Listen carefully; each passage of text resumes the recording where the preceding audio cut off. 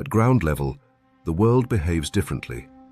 Air thickens, slows, and settles into layers shaped by soil, vegetation, and the quiet resistance of dense grass stems. Here, just above the earth, wind rarely moves with purpose. Instead, it fragments into weak currents that curl and dissolve between blades, trapping moisture and holding warmth close to the surface. This is where humidity gathers into an invisible film, clinging to every surface, reducing evaporation and preserving a microclimate that remains stable even as conditions shift just a few feet above. Within this compressed layer of air, scent lingers longer, heat dissipates more slowly, and movement carries consequences that extend beyond what the eye can detect. For a mosquito, this zone is not simply part of the environment, it is a finely tuned hunting ground shaped by evolutionary precision. Flight at this level requires less energy because the insect is sheltered from strong air currents, allowing it to remain suspended or drift with minimal effort. The density of the air, combined with the clutter of vegetation, creates a three-dimensional maze where larger animals become predictable sources of disruption. Every step presses down grass, every shift of weight forces pockets of air outward, and every exhale releases a plume of carbon dioxide that does not immediately disperse, but instead sinks and spreads slowly through this stagnant layer. The human body, moving upright through this low field, becomes an unintentional signal generator. Each footstep compresses the ground and sends subtle vibrations through the stems, while body heat radiates downward, warming the immediate air around the legs. The calves and ankles, often uncovered or only lightly shielded by fabric, provide accessible surfaces where blood vessels lie close beneath the skin. These areas are particularly vulnerable not by chance, but because they intersect directly with the height at which mosquitoes patrol. From above, the insect would struggle against stronger air movement and reduced humidity, but here, at ankle height, it encounters a concentrated stream of information. Carbon dioxide serves as the first long-range cue. Released continuously with every breath, it forms a drifting trail that spreads outward and downward, pooling within the grass layer. Mosquitoes possess specialized sensory organs capable of detecting even slight increases in carbon dioxide concentration, allowing them to orient themselves toward a moving host long before visual confirmation becomes possible. This detection does not require speed or aggressive pursuit. Instead, the mosquito adjusts its position incrementally, conserving energy while following gradients in the air that lead toward the source. As the insect approaches, additional sensory systems begin to refine the target. Heat gradients reveal the presence of warm blood beneath the skin, while subtle chemical compounds emitted through human sweat provide confirmation of species suitability. These cues are not interpreted independently, but integrated into a layered decision-making process that minimizes wasted effort. A mosquito does not attack every passing movement. It selects, filters, and confirms before committing to the final approach. The structure of the grass itself plays an active role in this interaction. By breaking up airflow and reducing turbulence, it creates zones of relative stillness where mosquitoes can hover or rest between short bursts of flight. This stop-and-go movement allows the insect to remain hidden, using the vertical complexity of the environment as both cover and support. When a human leg passes within range, the mosquito requires only a brief, controlled movement to bridge the final distance. The attack is not a dramatic chase, but a calculated adjustment measured in inches rather than meters. Once contact is made, the mosquito's feeding mechanism operates with remarkable precision. The slender proboscis, often mistaken for a single needle, is in fact a bundle of specialized structures designed to pierce skin, locate blood vessels, and extract fluid while minimizing detection. Saliva containing anticoagulants is introduced to keep blood flowing, but it also triggers the immune response that later produces the familiar itch. From the mosquito's perspective, however, this reaction is irrelevant. Its priority is efficiency, drawing enough nourishment to support reproduction before withdrawing undetected. What appears to a human as a random annoyance is, in reality, the outcome of a tightly constrained ecological interaction. The mosquito is not drawn indiscriminately to people, but to specific environmental conditions that amplify the signals humans naturally produce. Tall grass, high humidity, and low wind create a convergence point where detection becomes easier, approach becomes cheaper, and success becomes more likely. The human, moving through this space, unknowingly enters a system already optimized for exploitation. This encounter reveals a broader principle of ecological design. Predators, even those as small and seemingly insignificant as mosquitoes, do not rely solely on speed or strength. They rely on alignment, placing themselves within environments where the cost of action is minimized and the probability of success is increased. At ankle height, within the quiet density of grass and trapped air, the balance shifts subtly but decisively in favor of the insect. The result is a moment so brief it often goes unnoticed, yet it represents the culmination of millions of years of adaptation, refinement, and ecological precision operating just inches above the ground. The stems rise in dense clusters, narrow and vertical, each one catching light in a slightly different way as the sun filters through the upper canopy. Seed heads sway with a delayed rhythm, not in response to strong wind, but to subtle shifts in air pressure that ripple through the vegetation. At this height, just above the waist and extending to shoulder level, the environment changes again. Visibility increases, but so does exposure. Leaves thin out, stems become more rigid, and the space between them opens into a layered lattice where movement can be detected from multiple angles. It is here, within this suspended architecture of plant life, that the praying mantis positions itself, not as a passive resident, but as a calculated observer of everything that passes within reach. The mantis does not rely on concealment alone, it relies on alignment. Its elongated body mirrors the structure of the stems, its coloration tuned to match the shifting palette of greens, yellows, or dry browns depending on the season. This is not static camouflage, but a dynamic adaptation, allowing the insect to blend into both living and dying vegetation. Even its posture contributes to the illusion. The body is held rigid, angled slightly upward, as if it were simply another extension of the plant itself. When the surrounding stems sway, the mantis often sways with them, not in conscious imitation, but as a reflexive response that maintains visual consistency. To an approaching animal, including a human, there is no clear boundary separating insect from plant. From this elevated position, the mantis gains a significant advantage in perception. Its large compound eyes provide a wide field of view, but more importantly, they are capable of detecting motion with exceptional precision. Unlike many insects that respond to broad changes in light or shadow, the mantis can track the movement of specific objects against complex backgrounds. Its flexible neck allows it to rotate its head independently of its body, scanning the environment without revealing its presence through large-scale movement. This ability transforms the insect from a static ambusher into an active visual hunter, constantly assessing distance, speed, and trajectory. The plants themselves contribute to this hunting strategy by creating predictable pathways. Insects moving through tall vegetation tend to follow the spaces between stems, using these corridors to navigate efficiently.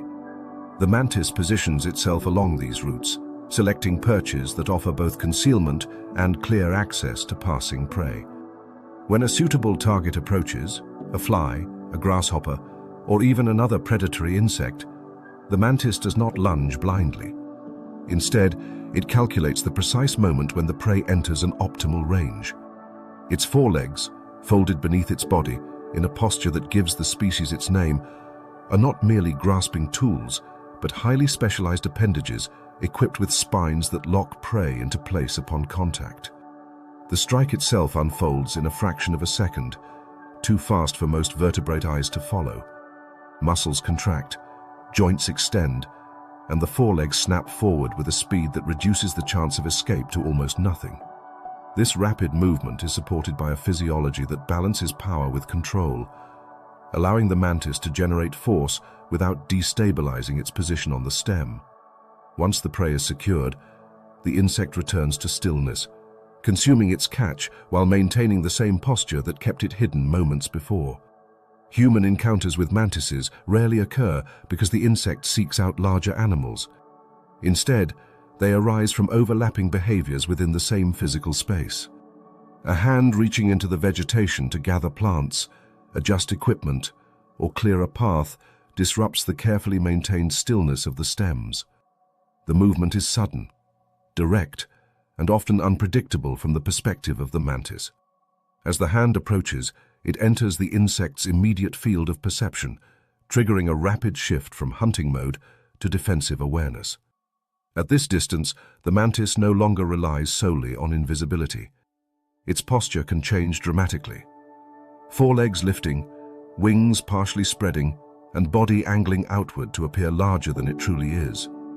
This display is not aggression in the conventional sense, but a calculated response designed to deter potential threats. For a human, the effect is often startling. What moments before appeared to be empty space suddenly reveals a fully formed organism, detailed and alert, positioned exactly where no movement had been perceived. The sensation of the mantis appearing from nowhere is a product of sensory limitation rather than any supernatural concealment. Human vision is optimized for detecting movement and contrast, not for identifying static forms that blend seamlessly into complex backgrounds. The mantis exploits this limitation by minimizing its own motion and aligning its body with the dominant visual patterns of its environment. When a human breaks this equilibrium through direct contact or close proximity, the illusion collapses instantly, revealing what had always been present. This interaction highlights a deeper ecological relationship between structure and behavior. Tall plants do not merely provide shelter, they create vertical layers that different species exploit in distinct ways. The mantis occupies a level where visibility and access intersect, allowing it to function as both predator and observer within a narrow band of space. Humans, moving through this same band, become temporary participants in a system that was never designed with them in mind. In this shared environment, the encounter is brief but revealing. It exposes the precision with which the mantis has adapted to its surroundings, using form, behavior, and sensory ability to exist at the threshold of detection. What feels like a sudden intrusion is, in fact, the moment when two very different perceptual worlds collide. One that depends on blending into the background, and another that rarely notices the background until it moves. The vertical world of tall grass is not silent, nor is it still.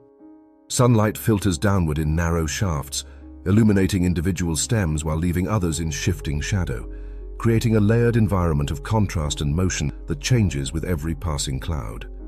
Within this narrow architecture, surfaces are rarely smooth or continuous. Each blade, each joint, each seed head forms a stepping point, a platform, or an obstacle depending on the scale of the animal moving through it. For a jumping spider, this structure does not represent clutter, but opportunity, a network of elevated pathways that provide both vantage points and controlled routes of approach. Unlike many other spiders that rely on webs to intercept prey, jumping spiders are active hunters, and their success depends on vision rather than vibration alone. Their forward-facing principal eyes, large and dark, dominate the front of the cephalothorax and function with a level of acuity rare among arthropods. These eyes do not simply detect movement, they resolve detail, allowing the spider to distinguish shapes, distances, and even subtle differences in color. Additional secondary eyes extend the field of view, creating a near panoramic awareness that minimizes blind spots. In this environment of intersecting stems and fluctuating light, such visual capability transforms the spider into a deliberate and highly selective predator. Perched on a sunlit stem, the jumping spider remains motionless, its body aligned with the narrow surface beneath it. The warmth of direct sunlight plays a critical role in this stillness. As an ectothermic organism, the spider depends on external heat sources to regulate its internal processes. Exposure to sunlight increases muscle efficiency and neural responsiveness, enabling the rapid, controlled movements required for hunting. This need for warmth influences not only where the spider chooses to rest, but also when it becomes active. The upper sections of grass, where sunlight penetrates most effectively, become both observation posts and launch platforms. From this elevated position, the spider surveys the surrounding space with a level of attention that borders on constant calculation. Movement within this environment is rarely random. Insects traveling along stems follow predictable routes, constrained by the physical layout of the vegetation. The spider tracks these movements, adjusting its orientation in small, precise increments.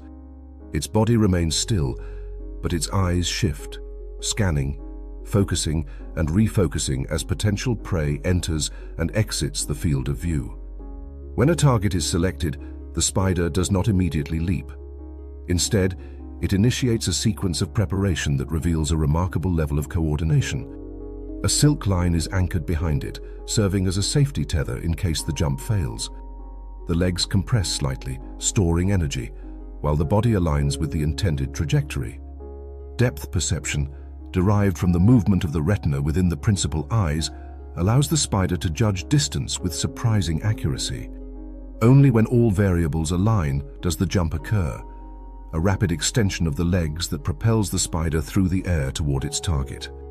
This precise, visually guided hunting strategy has an unintended consequence when humans enter the same environment.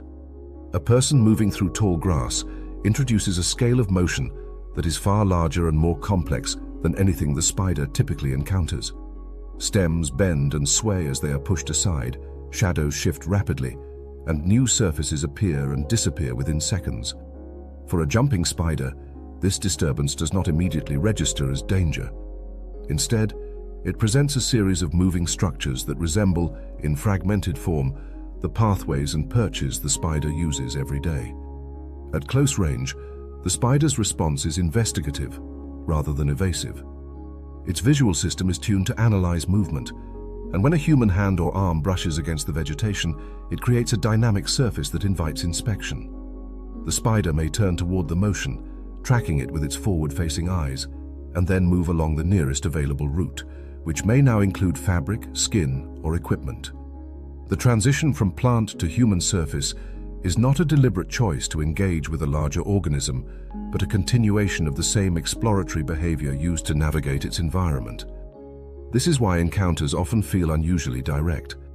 A jumping spider on a sleeve or backpack does not behave like a fleeing insect. It may pause, orient itself toward the human face, and remain still for several seconds, as if observing in return. This behavior reflects its reliance on vision and its need to interpret unfamiliar stimuli before reacting. The spider is not assessing the human as prey, but as an object within its immediate surroundings that requires evaluation. Its stillness is a form of information gathering, allowing it to determine whether the surface it occupies is stable, safe, or worth leaving. The absence of immediate escape can be surprising, even unsettling to a human observer. Many insects respond to proximity with rapid flight or erratic movement, but the jumping spider's strategy is based on controlled action rather than reflexive retreat. When it does move, it does so with purpose, either stepping carefully along the surface or executing a short, precise jump to another nearby structure. The silk tether, often invisible, ensures that even these movements carry minimal risk. This interaction highlights a subtle overlap between human behavior and the spider's ecological niche. Tall grass creates vertical corridors that both species use, albeit for very different reasons. Humans push through these corridors, altering their shape and stability, while the spider navigates them with an expectation of continuity. When these two modes of movement intersect, the result is a moment of shared space, where the spider's investigative instincts bring it into close proximity with a much larger organism. What appears to be curiosity is, in fact, the extension of a highly specialized sensory and behavioral system, operating under conditions it has not evolved to avoid. The spider does not recognize the human as a threat in the immediate sense, because its perception is grounded in scale, motion, and context. Within the shifting geometry of tall grass, a sleeve or a hand can momentarily resemble just another stem, another pathway, another opportunity to observe and navigate. In this brief encounter, the boundaries between predator, environment, and observer blur. The spider remains what it has always been, a precise, visually guided hunter, while the human becomes, for a moment, part of the structure through which it moves. The result is an interaction that feels intentional, almost personal, yet is rooted entirely in the mechanics of perception and adaptation, shaped by a world measured in inches and defined by light, movement, and the narrow surfaces of grass. Between the upright stems of late summer grass, space is never truly empty. It is structured, measured, and in certain places deliberately occupied by lines so fine they seem to vanish entirely until they are touched. At a height that aligns almost perfectly with a moving human body, across the path of a swinging arm, the rise of a knee, or the forward motion of a face, an orb web stretches outward, suspended in quiet tension. It is not randomly placed. Every thread has been drawn between anchor points, selected for both stability and exposure, creating a vertical plane that intercepts movement through the narrow corridors of vegetation. The architect of this structure, the wasp spider, positions itself at the center, legs extended in a precise radial alignment that mirrors the geometry of the web. Its body, marked in alternating bands of yellow and black, resembles a warning pattern more commonly associated with stinging insects. Yet here it functions as both signal and disguise. Against the shifting greens and pale seed heads, these markings break up the spider's outline, making it difficult to isolate visually, even when it is directly in front of the observer. Beneath it, a distinctive zigzag band of silk, known as a stabilimentum, cuts through the web in a bright, opaque line. Its purpose remains debated, but its presence alters how light interacts with the structure, creating flashes and interruptions that may attract certain insects while confusing others. Construction of the web is a process that reveals both precision and adaptability. Silk is extruded in multiple forms, each with a distinct mechanical property. The radial lines, strong and relatively inelastic, establish the framework, while the spiral threads, coated with adhesive droplets, provide the capture surface. These droplets are not simple glue, but complex mixtures that retain moisture, ensuring they remain tacky even as humidity fluctuates. In the still air of tall grass, where evaporation is slow and wind is minimal, this adhesive maintains its effectiveness for extended periods, increasing the likelihood that any contact will result in entanglement. The location of the web reflects an understanding, encoded through evolution rather than intention, of how prey moves through this environment. Flying insects navigating between stems often follow open channels where resistance is lowest. These channels, while invisible to larger animals, form predictable routes that can be intercepted by a well-placed web. The wasp spider stretches its structure across these pathways, effectively turning the open air into a barrier that is only revealed at the moment of impact. The web does not chase or pursue, it waits, relying on alignment between its position and the movement patterns of its surroundings. When a human enters this space, the same principles apply. Movement through tall grass is rarely precise. Arms sweep forward to part vegetation, legs push through resistance, and the body advances along the easiest available path, often the very corridor the spider has already claimed. The web, nearly invisible against the background, offers no visual warning.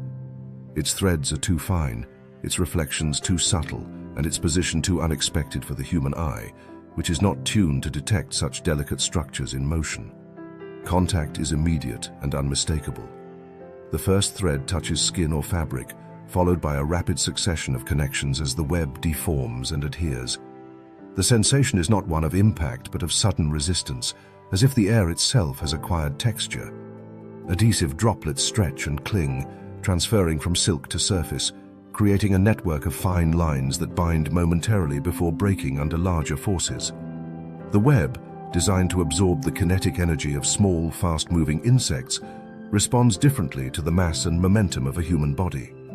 Threads snap, anchor points release, and sections collapse, yet not before they have registered the disturbance.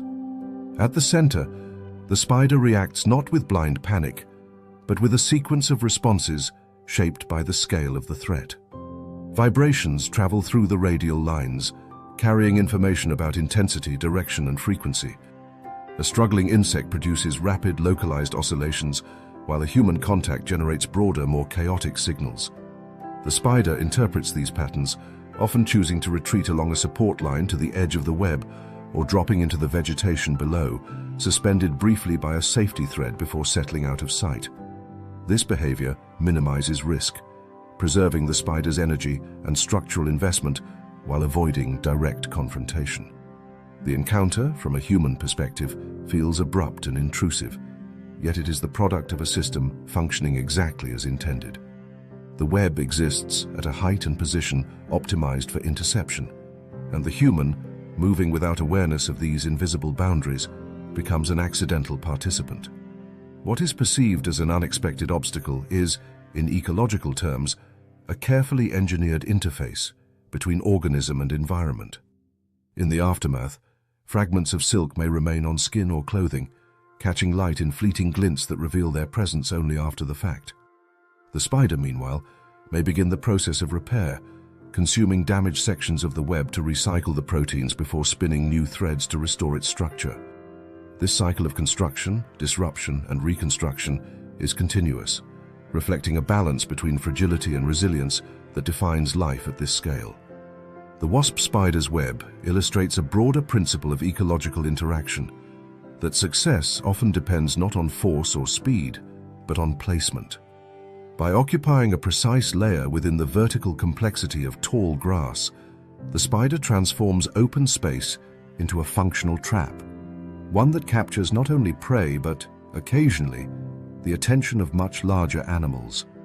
The moment of contact reveals what vision alone cannot detect, that the environment is not merely a backdrop, but an active participant shaped by organisms that operate within dimensions easy to overlook until they are felt directly. Beneath the vertical world of stems and seed heads, another environment unfolds in quiet compression, where light weakens, temperature stabilizes, and the surface of the ground becomes a layered system of shelter rather than an open plain. The soil is rarely exposed here. Instead, it is covered by fragments of dry leaves, broken stems, small stones, and organic debris that settle into shallow pockets and ridges. These materials trap moisture during the night and slow its loss during the day, creating a cooler, more stable microclimate just beneath the visible surface. Air movement is minimal, reduced to faint exchanges between gaps in the litter, and the fluctuations of heat that define the open ground above are softened into gradual transitions. It is within this subdued layer that the black scorpion establishes its refuge. The scorpion's body is shaped for this concealed existence. Its exoskeleton is dense and resistant to desiccation, allowing it to retain moisture in conditions that would quickly dehydrate less protected organisms. During daylight hours, when surface temperatures rise and exposure becomes dangerous, the scorpion retreats into narrow spaces beneath stones or within the compacted layers of plant litter. These shelters are not chosen at random. They provide both physical protection from predators and a thermal buffer that reduces the metabolic cost of maintaining internal stability. As an ectothermic animal, the scorpion does not generate its own heat in the way mammals do. Instead, it relies on the environment to regulate its body temperature. By selecting microhabitats that remain relatively cool during the day and retain warmth after sunset, it maintains a balance that supports its slow, energy-efficient lifestyle. The sensory world of the scorpion is defined less by vision and more by vibration and chemical detection. Its eyes, small and limited in resolution, are secondary to a network of sensory hairs and slit sensilla distributed across its body and legs. These structures detect minute changes in air movement and substrate vibration, allowing the scorpion to perceive the presence of other organisms without direct contact. Even the faint disturbance caused by an insect walking across the surface above can be transmitted through the ground, providing information about size, direction, and distance. This sensitivity extends to the pectines, comb-like sensory organs located on the underside of the body, which sweep across the substrate as the scorpion moves, sampling chemical traces left behind by potential prey or rivals. At dusk, as the intensity of sunlight diminishes and the temperature gradient between surface and subsurface begins to equalize, the scorpion emerges. This transition period is critical. The risk of desiccation decreases and the activity of nocturnal insects increases, creating a window of opportunity for hunting. The scorpion moves slowly, conserving energy, its body held low to the ground as it navigates the irregular terrain beneath the grass. Each step is deliberate, guided by sensory input rather than sight, as it follows subtle cues that indicate the presence of prey. The hunting strategy is one of patience and proximity. When an insect passes within range, the scorpion reacts with a rapid extension of its pedipalps, grasping the prey with specialized pincers that can vary in strength depending on the species. If the prey resists or poses a risk, the scorpion employs its tail, arching it forward in a controlled motion to deliver venom through the stinger. This venom is not uniform in its effect. Its composition reflects an evolutionary balance between immobilizing prey and deterring predators, with different components targeting specific physiological systems. The goal is efficiency, not excess, ensuring that the scorpion expends only the energy necessary to secure its meal. Human encounters with scorpions occur when this hidden layer is disrupted. A person kneeling to examine plants, reaching into dense vegetation, or stepping onto uneven ground at dusk introduces forces that penetrate the protective structure of the litter. Stones are shifted, debris is compressed, and the delicate equilibrium of the microhabitat is broken. For the scorpion, these disturbances register immediately through the substrate. Vibrations propagate through the ground, signaling the approach of something far larger than typical prey. The response is not uniform. In many cases, the scorpion will attempt to retreat deeper into available cover, using its flattened body to slip into narrow crevices or beneath overlapping layers of debris. This behavior reflects a preference for avoidance over confrontation, conserving venom and reducing the risk of injury. However, when escape routes are limited or the disturbance is too sudden, the scorpion may adopt a defensive posture, raising its tail and orienting its body toward the source of vibration. This is not an act of aggression, but a last line of defense, a signal that contact has occurred within a space the scorpion cannot easily abandon. From the human perspective, the encounter often feels abrupt and unexpected. The ground, assumed to be inert and predictable, reveals a concealed inhabitant that reacts with speed and precision. The surprise lies not only in the presence of the scorpion, but in the realization that the environment extends beyond what is immediately visible. The tall grass above does more than obscure sightlines. It conceals an entire layer of ecological activity operating beneath the surface. This interaction underscores a fundamental aspect of terrestrial ecosystems: that space is partitioned vertically as well as horizontally, with each layer supporting distinct communities adapted to specific conditions. The scorpion occupies a niche defined by low light, stable temperature, and limited airflow, exploiting resources that are largely inaccessible to organisms confined to the open surface. Humans, moving through this environment, intersect with these layers without perceiving their boundaries, becoming agents of disturbance within systems that rely on stability.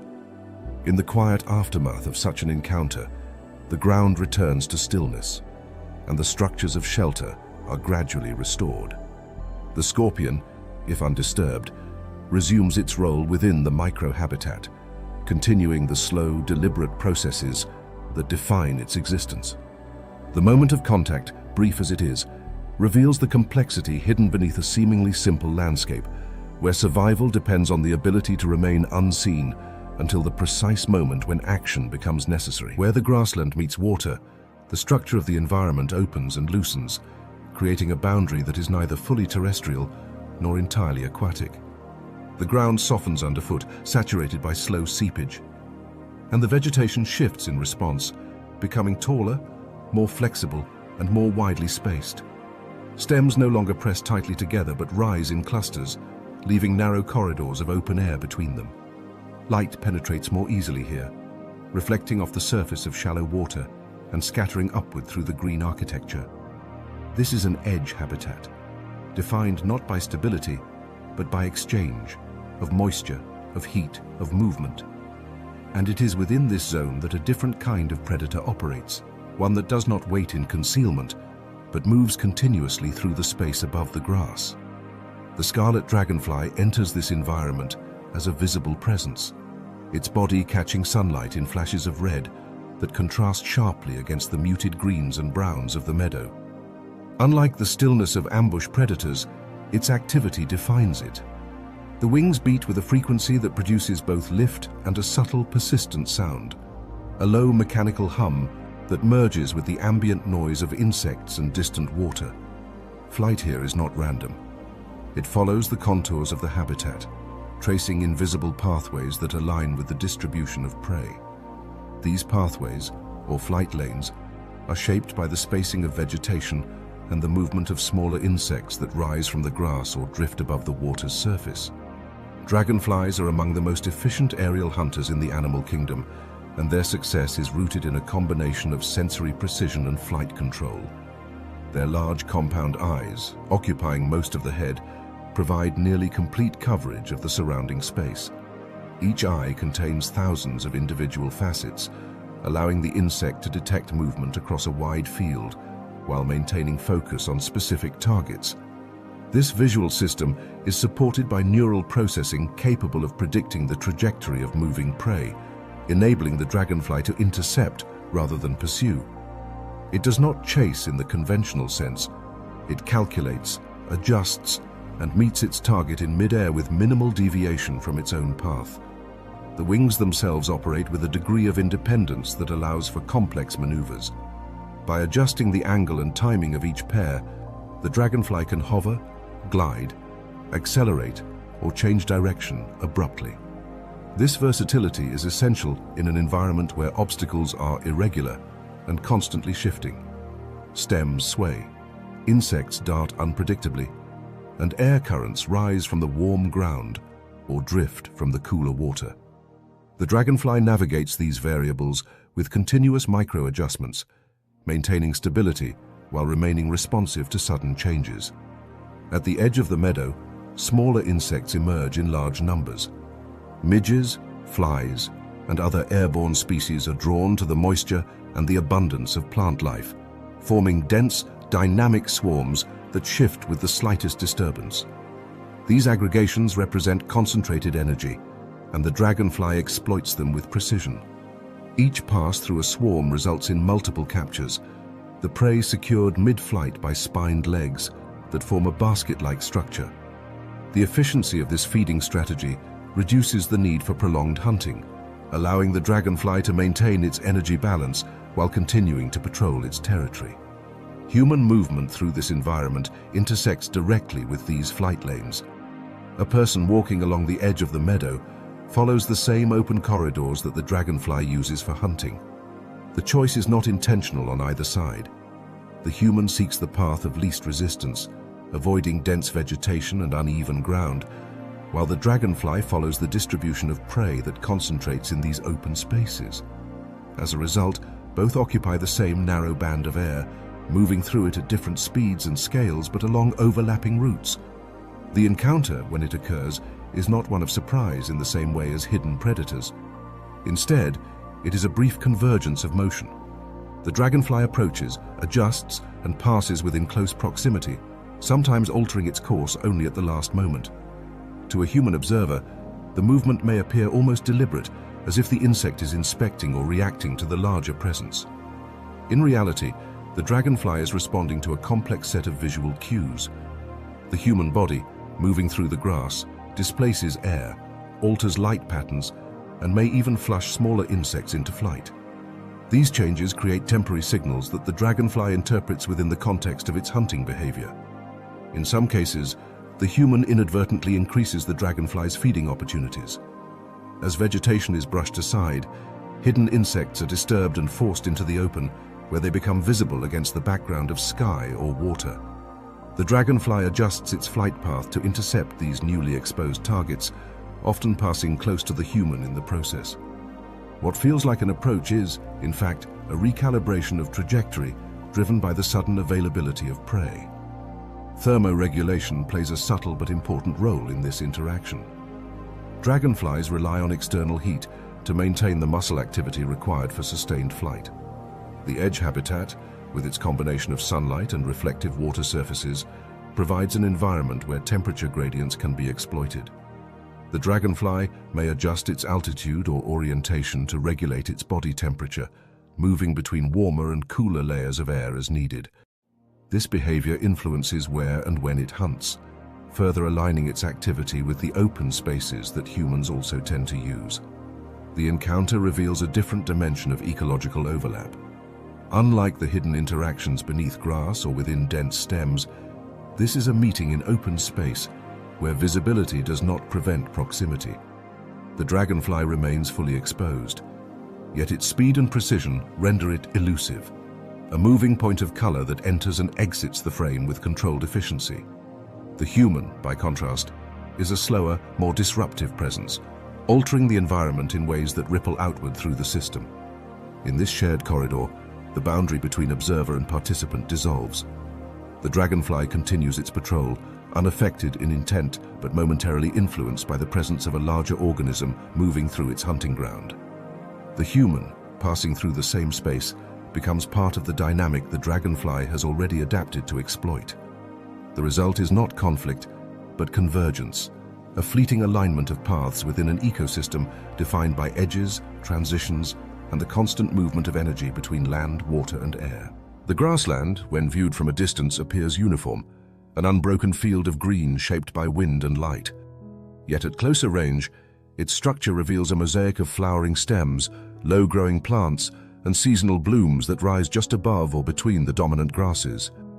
These scattered points of color, white, yellow, violet, are not decorative accidents, but concentrated sites of biological exchange, each one producing nectar and pollen that sustain a wide network of organisms.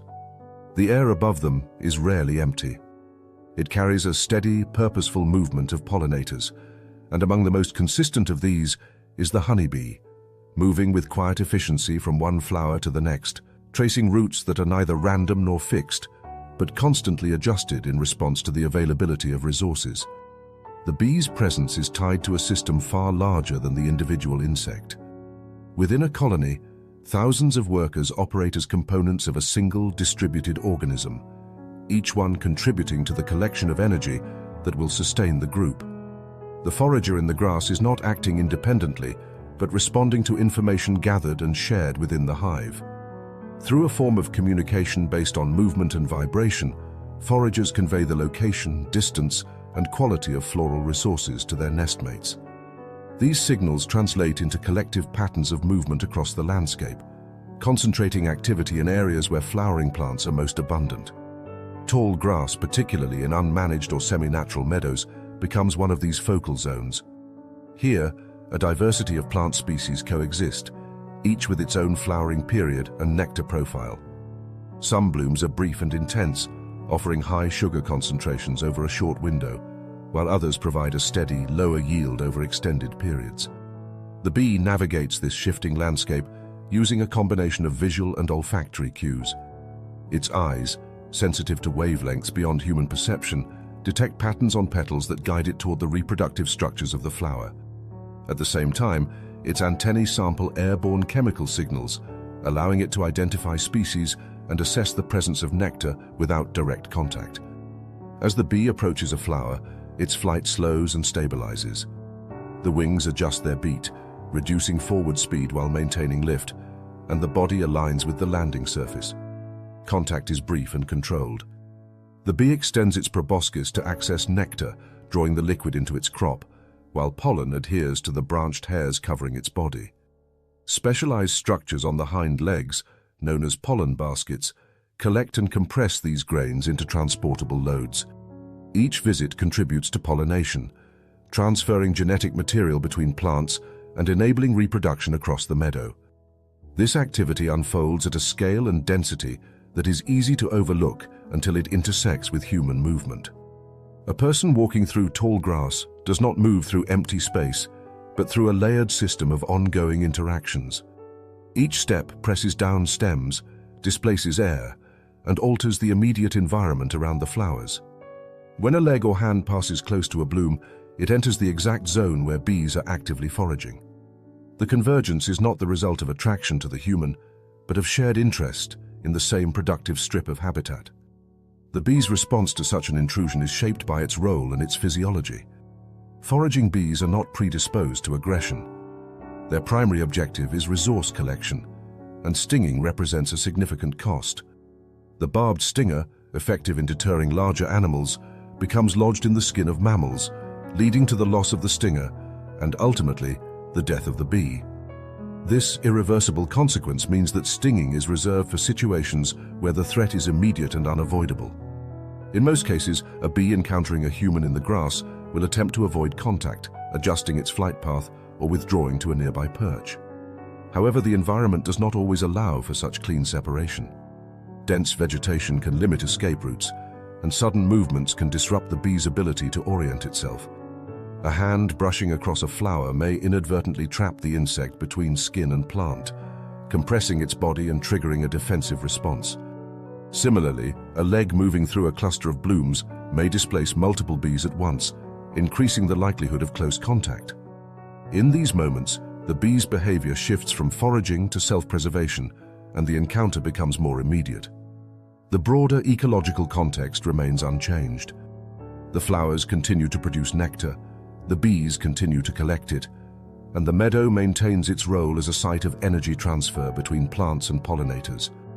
The human passing through becomes a temporary disturbance within this system, altering the conditions but not the underlying processes. The interaction reveals how closely human movement can align with the functional zones of other species, even in environments that appear simple or uniform. There is a subtle irony in this convergence. The same plants that attract bees for their ecological value, supporting pollination, sustaining biodiversity, also draw human attention for their color and abundance. Both species are responding to signals of productivity, though in different ways. The bee seeks chemical rewards that will be converted into stored energy within the hive, while the human may be guided by visual interest or the practical need to move through the landscape. Their paths intersect not because of conflict, but because both are drawn to the same concentrated points of life within the grass. In this shared space, the encounter is shaped less by intention than by proximity. The bee continues its work, navigating between flowers with precision and purpose, while the human moves through the same network of stems and blooms, often unaware of the activity unfolding at knee height and below. The moment of contact, when it occurs, is brief, but it reveals the density of interactions that define even the most ordinary landscapes. What appears to be a simple meadow is, in reality, a complex system of relationships, where movement, resource distribution, and biological necessity intersect in ways that are only fully visible when two very different forms of life occupy the same narrow band of space. The grass thickens where soil remains undisturbed, weaving itself into dense clusters that merge with low shrubs and scattered roots, forming a ground layer that appears continuous but conceals a network of hidden chambers and narrow passageways. From above, the vegetation looks uniform, but beneath it, the structure becomes irregular, broken by small cavities where insects have claimed space for nesting. In these pockets, often just below the surface or tucked into abandoned burrows, a colony of wasps maintains a fragile but highly organized system of defense and resource management. The entrance to such a nest is rarely obvious. It may be no more than a small opening between stems or a slight depression in the soil, easily overlooked by a passing human whose attention is drawn to the more visible features of the landscape. Within the nest, the environment is controlled and deliberate. Layers of paper-like material, constructed from chewed plant fibers mixed with saliva, form protective walls around brood cells where larvae develop. These structures regulate temperature and humidity, buffering the interior against fluctuations that occur outside. The colony's survival depends on maintaining this stability, as developing larvae are sensitive to changes in their immediate conditions. Worker wasps move continuously within this confined space, tending to the brood, distributing food, and maintaining the integrity of the nest walls. Their activity is coordinated not through centralized control, but through a series of chemical signals that guide behavior at the level of the individual. Above ground, the sensory world of the wasp extends far beyond what is visible. While its compound eyes provide a broad field of view capable of detecting movement and changes in light, its antennae and body are tuned to more subtle cues. Vibrations transmitted through the soil or vegetation carry information about approaching animals long before they are seen. The faint pressure of footsteps, the shift of weight as a person kneels, or the placement of an object on the ground all produce signals that travel through the substrate and into the nest. These vibrations are interpreted as potential threats, triggering a shift in the behavior of the colony. The response begins with heightened alertness. Worker wasps near the entrance adjust their position, orienting themselves toward the source of disturbance. Some may emerge, hovering just above the opening, their flight steady and controlled as they assess the situation. This initial phase is not an immediate attack, but a process of evaluation. The wasps rely on a combination of sensory inputs, vibration, shadow, and movement, to determine the scale and proximity of the disturbance. A small, transient vibration may be ignored, while a sustained or intensifying signal prompts a more coordinated reaction. Human movement through this environment often provides exactly the type of stimulus that the colony is adapted to detect. Walking through dense grass compresses the ground, sending repeated pulses through the soil. Sitting or placing gear introduces localized pressure that persists, altering the immediate structure of the substrate. Even the shadow cast by a human body can change the light conditions at the nest entrance, adding another layer of information that the wasps process. These signals converge, indicating the presence of a large organism within close range of the colony. At this point, the wasp's behavior transitions from assessment to defense. Individuals may begin to circle the disturbance, flying in short, rapid loops that keep them within a defined radius around the nest. This flight pattern serves both as a warning and as a means of gathering additional information. The wasps are not acting randomly. Their movements are coordinated through chemical cues released by individuals that have already detected the threat. These cues spread through the air, amplifying the response and recruiting additional workers to the defensive perimeter. The escalation, if it occurs, is rapid. A wasp that makes contact with a perceived threat may deploy its stinger, delivering venom that functions both as a deterrent and as a chemical signal. Unlike bees, wasps possess a smooth stinger, allowing them to sting multiple times without self-harm. This capability changes the dynamics of the encounter, enabling a sustained defense if the threat remains within range. The venom itself is a complex mixture, evolved to cause immediate pain and discourage further intrusion, while also marking the target with compounds that can attract additional defenders. From the human perspective, the encounter often feels sudden and disproportionate. The ground, which appeared inactive, becomes the center of a coordinated response that emerges with little visible warning. The absence of a clearly defined nest structure contributes to this perception. Without a visible hive or mound, the source of the wasp's activity remains hidden, making it difficult to anticipate or interpret their behavior before contact occurs. Yet this interaction is not arbitrary.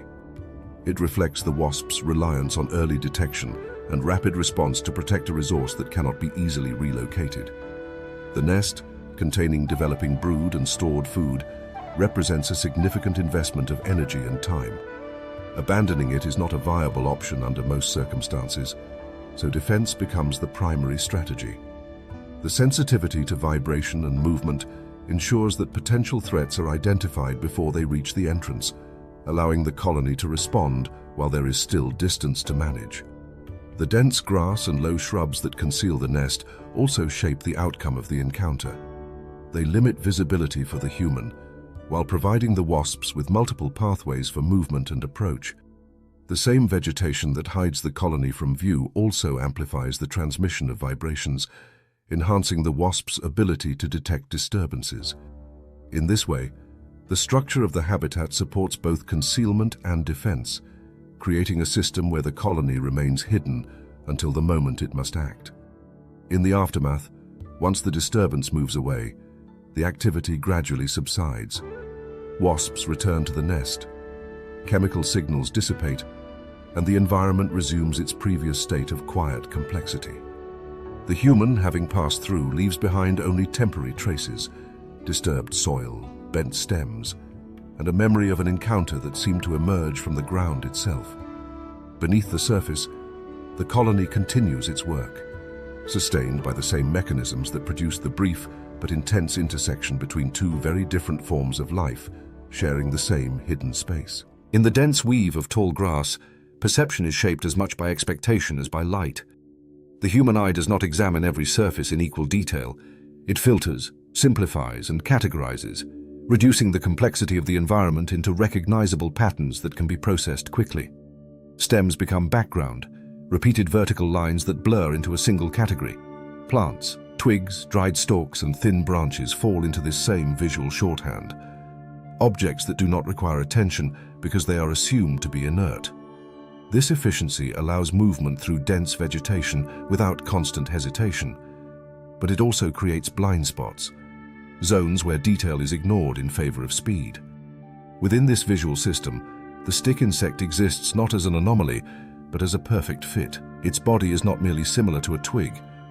It is proportioned, textured, and colored in ways that align precisely with the elements surrounding it.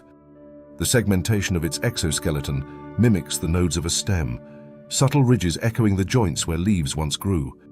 Its coloration shifts within a narrow range of browns and greens, often matching not a single plant, but the average tone of the entire background.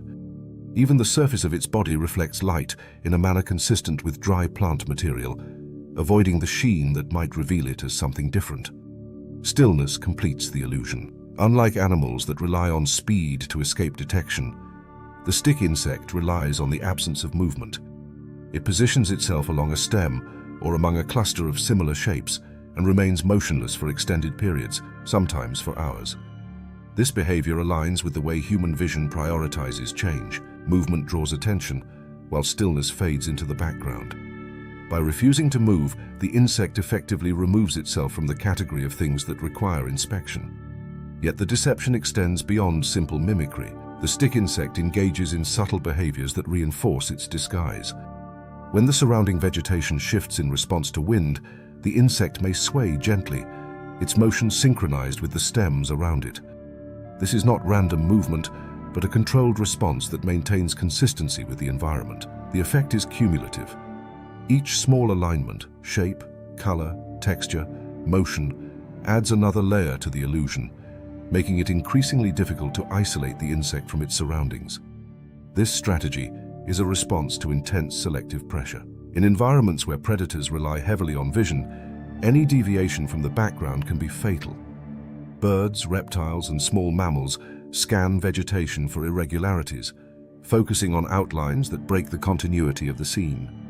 The stick insect avoids this detection by dissolving its outline, distributing its form across the visual field in a way that prevents the eye from recognizing it as a discrete object.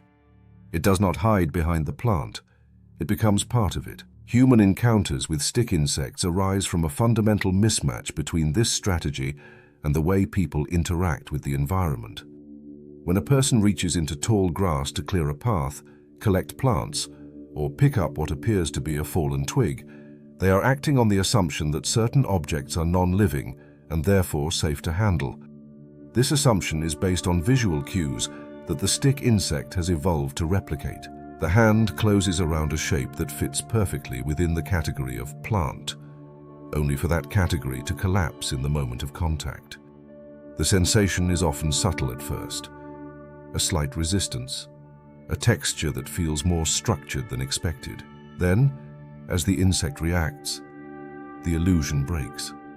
Legs that were held tightly against the body extend outward, revealing joints and articulation that no twig possesses. The body may shift, adjusting its position in response to the disturbance, and the realization follows that what was assumed to be part of the environment is, in fact, an organism responding to touch.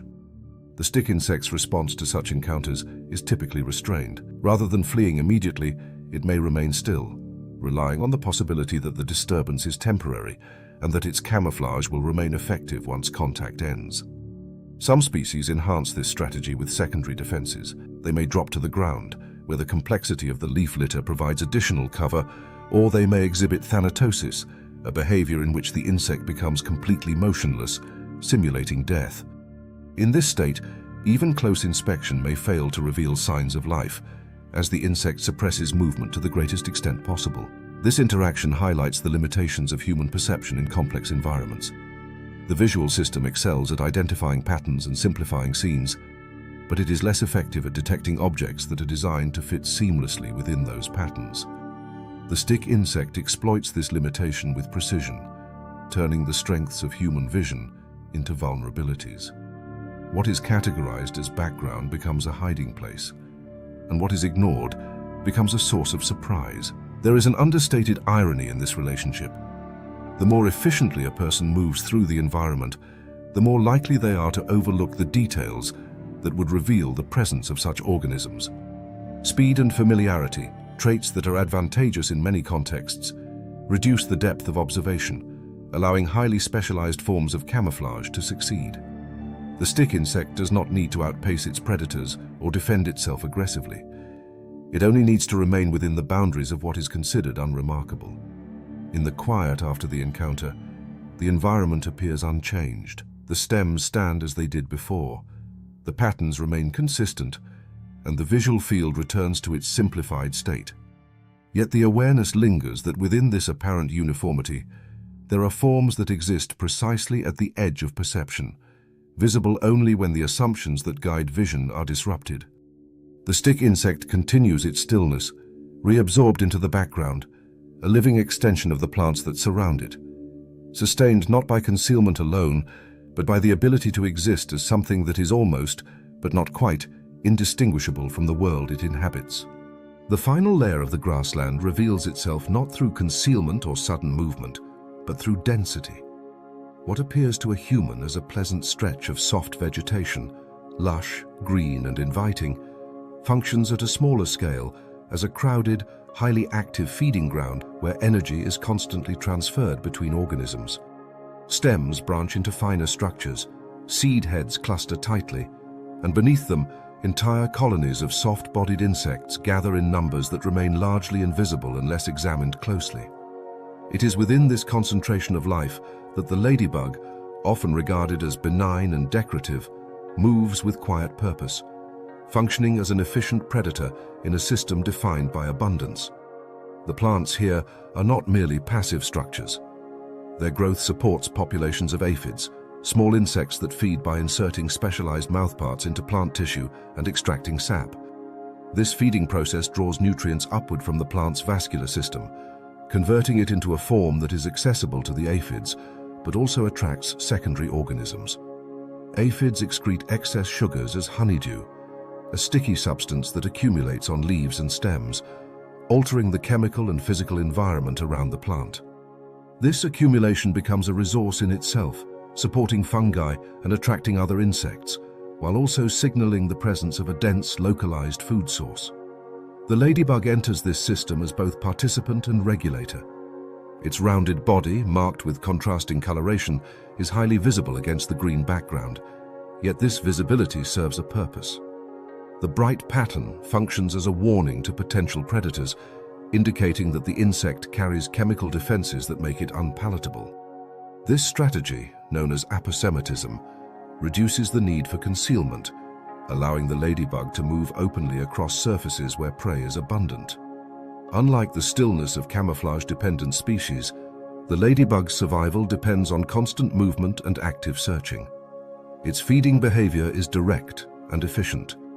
As it navigates along stems and across leaves, it encounters clusters of aphids, often densely packed along the undersides of plant structures where they are sheltered from wind and direct sunlight.